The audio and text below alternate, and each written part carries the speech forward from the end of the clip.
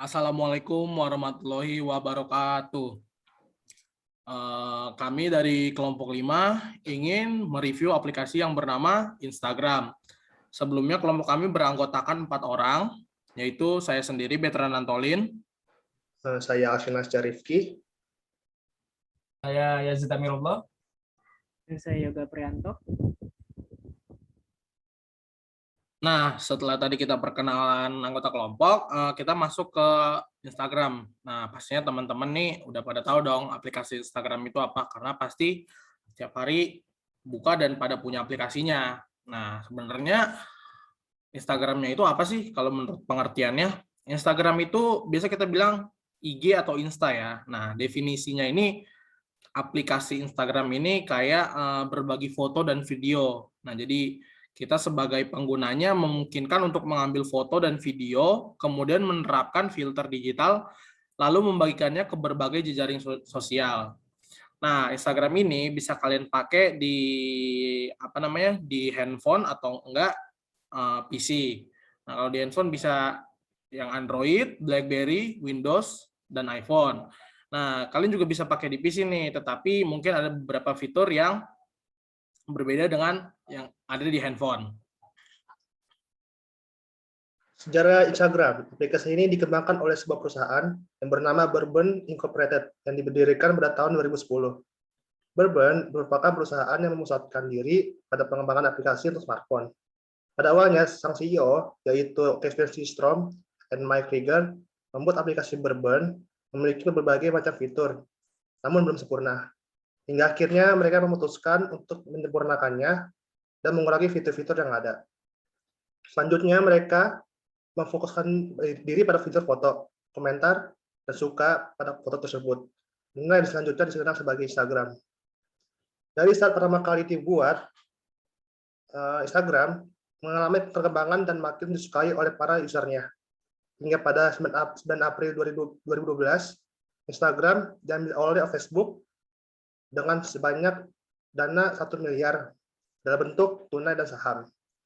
Kini para user yang memakai Facebook juga bisa mengoneksikannya secara langsung pada IG. Postingan Facebook dan Instagram bisa saling terkait satu sama lain bila pengguna mengendakinya.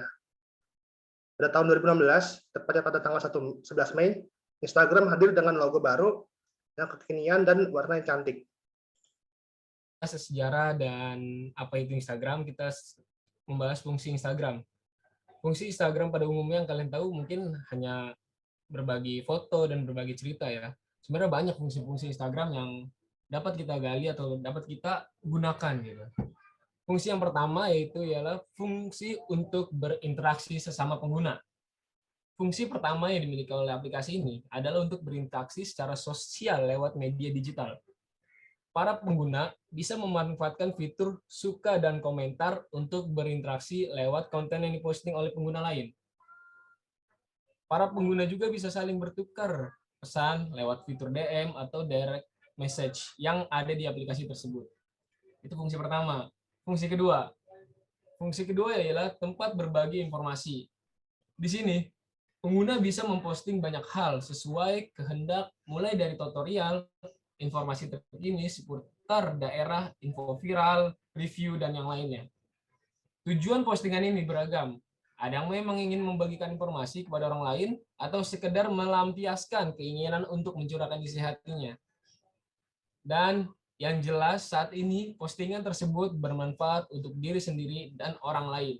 Maka ini akan menjadikannya sebagai informasi penting buat semua pengguna di Instagram. Terus ada nih fungsi yang ketiga. Fungsi yang ketiga ialah mencari informasi atau ilmu pengetahuan tertentu. Saat Anda membutuhkan sebuah informasi terbaru, Instagram juga menjadi platform yang cukup cepat dan tepat. Di sini ada fitur trending yang memudahkan pengguna menemukan informasi terbaru. Selain itu, saat pengguna memerlukan informasi tertentu, mereka bisa memanfaatkan fitur pencarian. Sebagai contoh, saat membutuhkan resep makanan, pengguna bisa mengetikkannya di kolom pencarian, dan sebagainya. Nantinya akan muncul beberapa tagar dan akun di halaman pencarian pengguna bisa memilih salah satu dari hasil pencarian tersebut untuk menjadi referensi tadi. Gitu. Terus fungsi yang kelima ada sarana pemasaran. Sebagai media yang bisa digunakan untuk membagikan video dan foto, Instagram juga kini menjadi tempat terbaik untuk berjualan atau memasarkan produk. Ada banyak sekali akun toko online yang berlomba mendapatkan penjualan dari platform satu ini. Biasanya, foto yang diunggah ke media sosial ini diberi watermark sebagai identitas atau copyright agar foto tidak digunakan oleh pengguna lain secara sembarangan. Itu penting tuh ya. Terus ada penjualan di Instagram juga tergolong mudah. Karena apa? Karena platform ini sudah terhubung dengan marketplace di Indonesia. Contohnya Tokopedia, Shopee, dan lain-lain. Nah, seperti itu. Terus ada fungsi yang terakhir nih. Fungsi yang terakhir ya rekomendasi tempat liburan. Kita bisa juga nih mencari tempat liburan.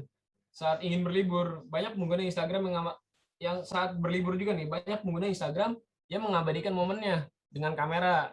Nah, agar makin sempurna, mereka mengunggah momen tersebut di Instagram dengan membumbuhkan caption yang menarik.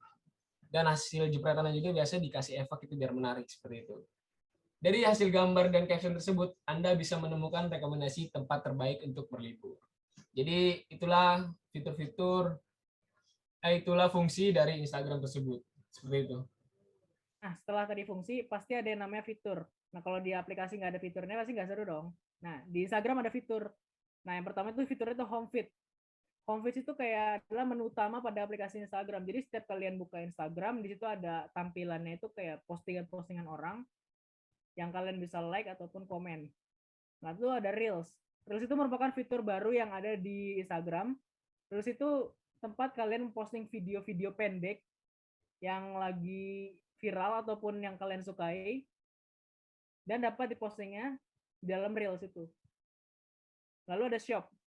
Shop itu juga berfungsi untuk kalian ingin berjualan dalam Instagram. Apabila kalian punya Instagram lalu kalian mempostingnya itu di bagian Shop, kalian bisa bisa memperlihatkan barang jualan kalian di fitur Shop-nya ini.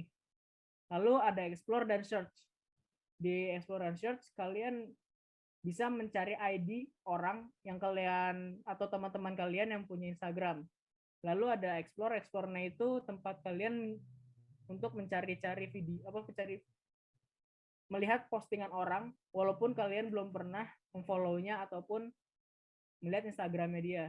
Tetapi di Explore ini akan tampil apapun yang kalian sukai dan yang kalian sering like.